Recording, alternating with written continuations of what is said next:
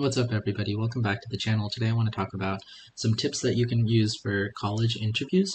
So this was actually one of the most nerve-wracking parts of the whole college application process that I had, like 6, 7 years ago when I was applying. And I want to give you some tips that I learned about college interviews and how to succeed with them and how to have a lot of confidence and how to really distinguish yourself from the other people that they're interviewing.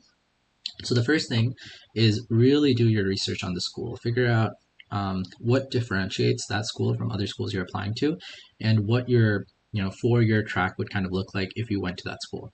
And almost guaranteed, one of the questions they're going to ask, which is just natural, is why do you want to come to our school, or what is unique about our school, or how is this going to help you with your college application, or sorry, how is this going to help you with your career trajectory, things like that, right? And so researching the school, knowing its mission statement, values, programs, extracurricular clubs that they offer, the major that you want to do, the minor that you want to do, maybe if you want to study abroad, what program you would pursue, professors you might want to talk to, research that you might be interested in, that is all really valuable if you want to go to that school.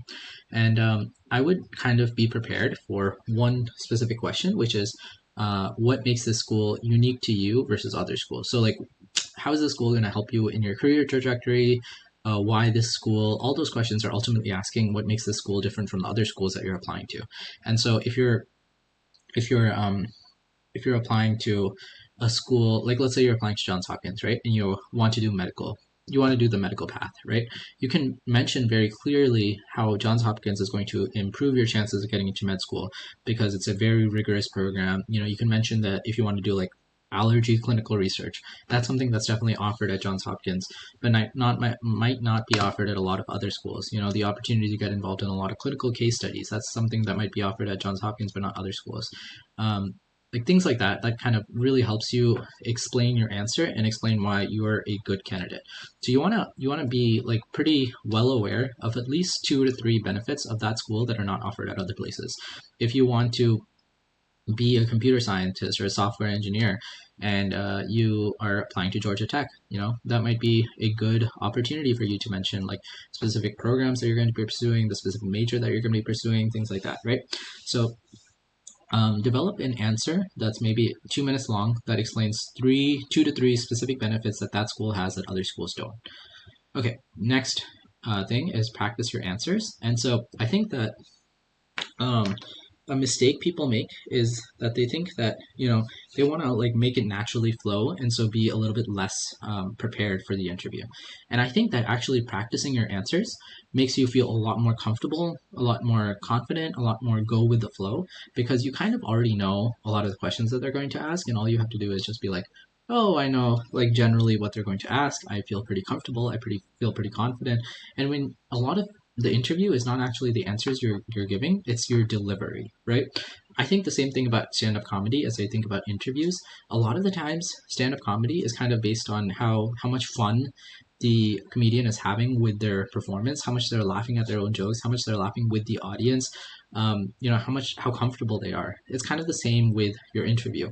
It's all about your delivery, your tone, your voice, your confidence, your ability to have fun with it, your ability to not take yourself so seriously, your ability to just like enjoy the process and appreciate the interviewer's time, to be polite and thankful, and to just all those soft skills. So that's kind of why I think practicing your answer matters, not because your answer matters as much, but because you want to put less focus on your answers in the interview and more focus on just having fun and being in the moment and enjoying and having confidence. Okay.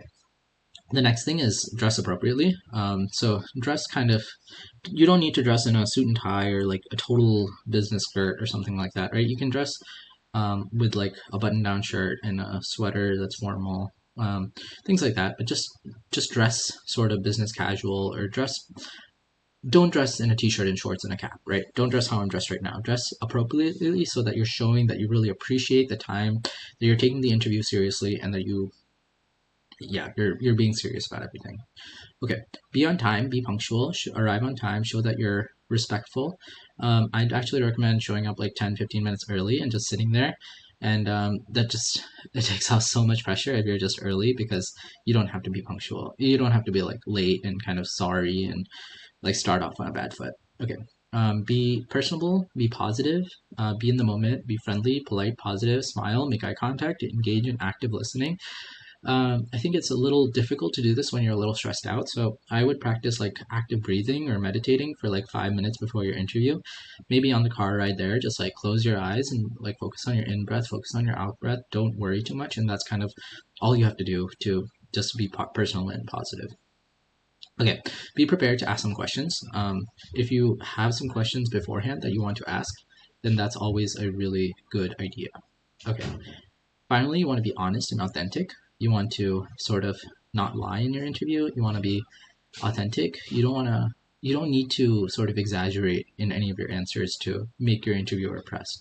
If you didn't do anything over the summer and you mentioned that like you did things that over the summer that you didn't, that's okay. But like that's not okay, right? But if you say that you kind of took the summer to unwind and relax and enjoy and watch TV and spend time with your family, that's a good answer. That's authentic, that's honest, and so don't be afraid to be honest. That's always the best policy. Okay.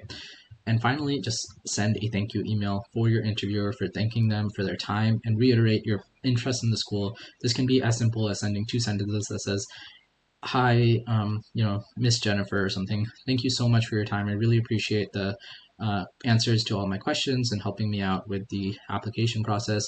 I'm really confident that, I don't know, WashU is my top choice school, and that it would be the place for me to become the best lawyer that I could be," or something like that, right?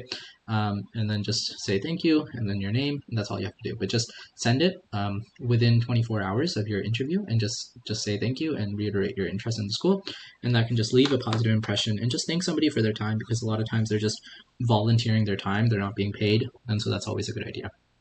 Okay, I hope this was helpful. If you have any more questions, feel free to leave them down in the comments. This was super helpful. Feel free to subscribe and see you in the next video. Bye, everybody.